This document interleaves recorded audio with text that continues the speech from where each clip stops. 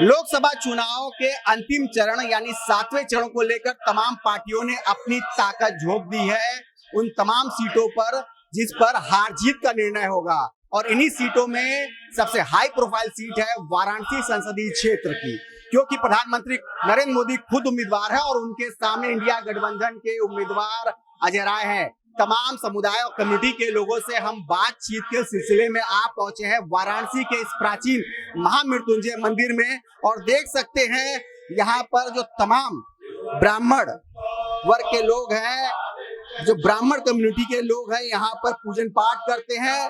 दिन रात यहाँ पर मंत्रोच्चार होता रहता है और जो न केवल प्रदेश बल्कि देश के और विदेश के भी कोनों कोनों से जो यजमान होते हैं वो यहाँ पर अपने पूजा अनुष्ठान को कराते हैं। और देख सकते हैं कि पुजारी यहाँ पर जो बनारस के मतदाता है, ब्राह्मण वोट हैं, वो यहाँ पर दिन रात पूजा अनुष्ठान करते हैं। चाहे यहाँ आने वाले यजमान खुद हो, चाहे देश विदेश में बैठकर भी आपकी सेवाओं का लाभ लेते हो। धर्म की रक्षा होनी चाहिए, इसलिए जो ब्राह्मण समुदाय है वो इस तरफ रुझान कर रहा है। 400 पार का नारा भी लगा रहा है, आपके साथियों ने लगाया। तो क्या महंगाई मुद्दा नहीं रहेगा, बेरोजगारी मुद्दा नहीं रहेगा, धर्म असुरक्षित है क्या? नहीं, धर्म में तो देखिए सब लोग धर्म की रक्षा तो कर ही रहे हैं, लेकिन ब्राह्मणों के विषय में आज तक किसी भी सरकार ने नहीं सोचा है। ब्राह्मण बालक जो हैं सभी इधर उधर, जैसे हम लोगों की जीविका किस तरह चलेगी। भाई हम लोग यहाँ है बनारस में, लेकिन अन्य ब्राह्मणों की बड़ी दुर्गति है।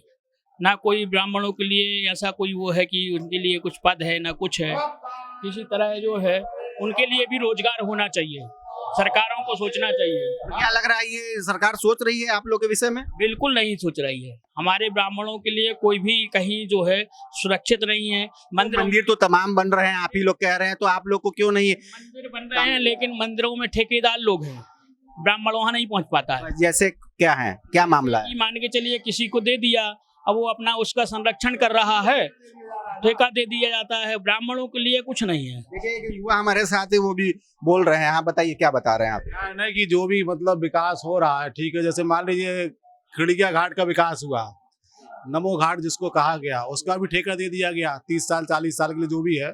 सुनने में ऐसे ही आ रहा है कि वो ठेके पे गया है। आप लोग को ये तमाम विकास हो रहा है, मान लीजिए मंदिर बन रहे हैं, तमाम धार्मिक रमणीक स्थल बन रहे हैं, वहाँ पे आप लोगों को काम रोजगार नहीं मिल रहा है?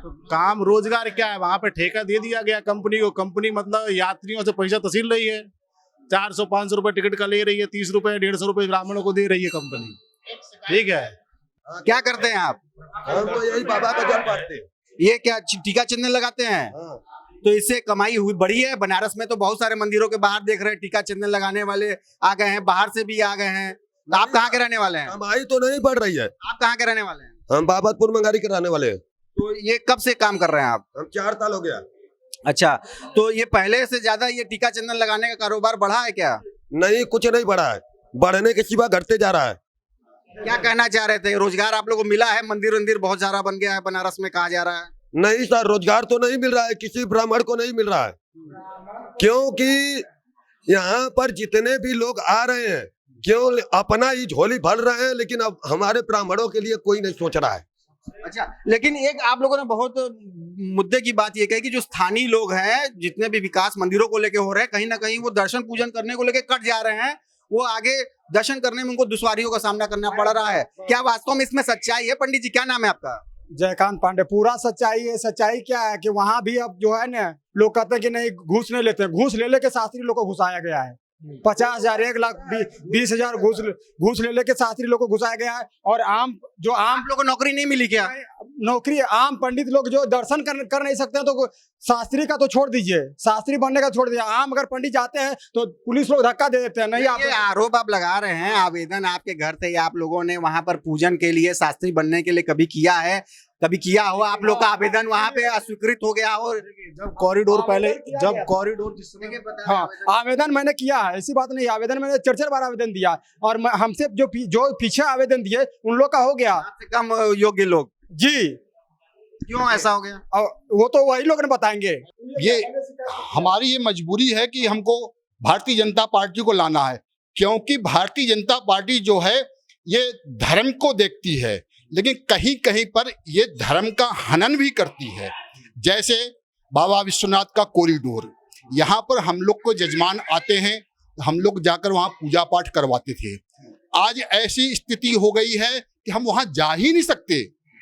जरूर पहले पूरा खुला दरबार हुआ करता रहा, बिना रोक टोक के। जो बाहरी जो पुजारी हैं वो भी अन्य मंदिरों के कोई भी शास्त्री जाके पूजा, पहले जो है टिकट आप कटवा लीजिए और कोई भी शास्त्री पूजा करवा सकते थे। अब जो है अगर आपके यजमान भी आए तो जो वहाँ निःशुल्क शास्त्री बने हैं उनके नाम से आपको टिकट कटवाना पड़ेगा, आपको अंदर नहीं जाने दिया जाएगा। आपको वहाँ पूजा अपने जजमानों को नहीं करा सकते हैं। मैंने कहा भी कि मेरे जजमान आ रहे हैं, बोले नहीं ऐसी कोई बात नहीं, वो कर देंगे, ये कर देंगे। ऐसा हुआ है। हमारे कितने जजमान, आप लोग के जो जीविकोपार्जन या व्यवसाय पे कुछ असर पड़ता है? असर बहुत ज्यादा असर पड़ता है। जो हमारी यही वृत्ति है, हमारे जजमान आएंगे, जब तक हम उनको ले जाकर वहां पूजा नहीं करें तब तक तो संतुष्ट नहीं होंगे।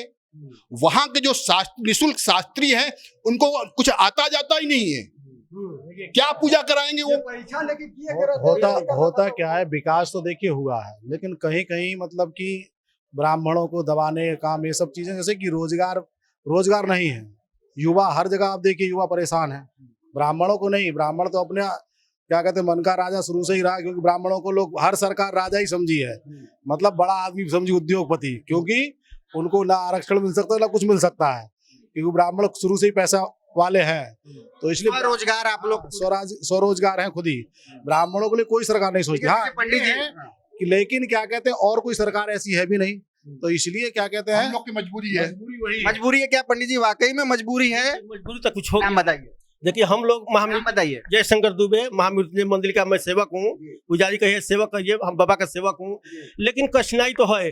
देखिए कुछ इसमें ऐसा ब्राह्मणों को सोचना चाहिए सरकार को, तो जो ब्राह्मण काशी के हैं, बाहर से आ रहे हैं, उनको जाने में लाइन लगाने से क्या है, उनको तो छूट देना चाहिए। उनको कितना देर वहाँ रुकना है? अच्छा जो ब्राह्मण जाएंगे जजमान लेके तो पूजा कराने, किसी का अभिषेक करना है, लेकिन वहाँ समय नहीं मिलता है। अब जी और किसी को कोई बड़ी बात, लेकिन उनकी जिस तरह भारतीय जनता पार्टी का सरकार आ रही है, अगर आ भी जाएगी, आने वाली तो है ये है। मैं मोदी को हम लोग भी मानते हैं, हम तो एक तरह से मोदी का भक्त हूँ, मानते हैं, लेकिन कुछ ऐसा कमियां है। लेकिन सरकार बनते इस कमियों को हम दूर करेंगे।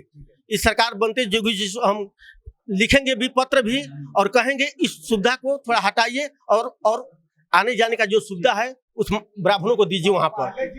ऐसा नहीं है कि विकास की दौड़ में सभी साथ कदम ताल करते हुए नजर आएंगे, क्योंकि बनारस में कॉरिडोर के नाम पर विकास तो हुआ। जो बनारस के काशी के पंडित जो ब्राह्मण लोग बता रहे हैं, क्योंकि धर्म आध्यात्म की नगरी यहाँ के पूजा अनुष्ठान के लिए भी जानी जाती है, न केवल बनारस बल्कि देश विदेश से भी तमाम यजमान, तमाम जो श्रद्धालु हैं यहाँ पर आके पूजन अर्चन कराते हैं। लेकिन इनकी शिकायत है और इनकी काफी तकलीफ भी है, लेकिन इसके बावजूद इनका कहना यह है कि इनकी मजबूरी भी है कि वो भारतीय जनता पार्टी को यानी बनारस से नरेंद्र मोदी को जिताकर संसद में भेजने का काम करेंगे।